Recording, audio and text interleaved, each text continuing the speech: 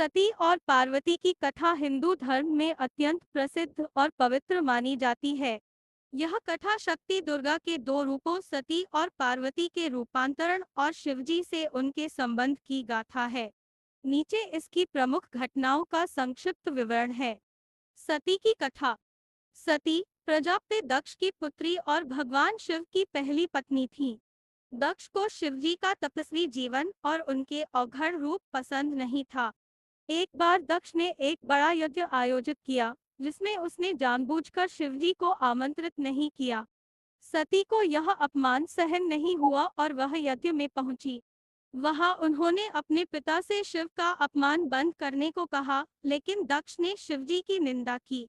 यह देखकर सती ने क्रोध और अपमान में अपने आप को यज्ञ अग्नि में भस्म कर दिया। जब शिव को यह समाचार मिला, तो वे अत्यंत क्रोधित और शोकाकुल हो गए। उन्होंने वीरभद्र और काली को भेजा, जिन्होंने दक्ष का यज्ञ नष्ट कर दिया और दक्ष का वध कर दिया।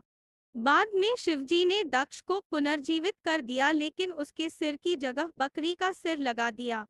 सती के शव को शिवजी कंधे पर लेकर तांडव करने लगे, जिससे संसार में संकट उत्पन्न हो गया।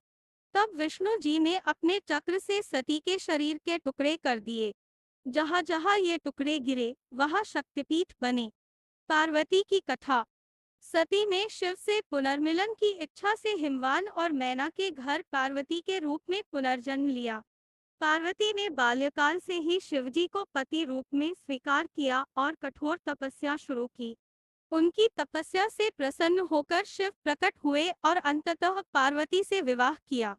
यह विवाह पर्वतराज हिमालय पर अत्यंत धूमधाम से हुआ। पार्वती ने बाद में अनेक रूपों में जैसे दुर्गा, काली आदि राक्षसों का वध किया और संसार की रक्षा की। इस कथा का महत्व।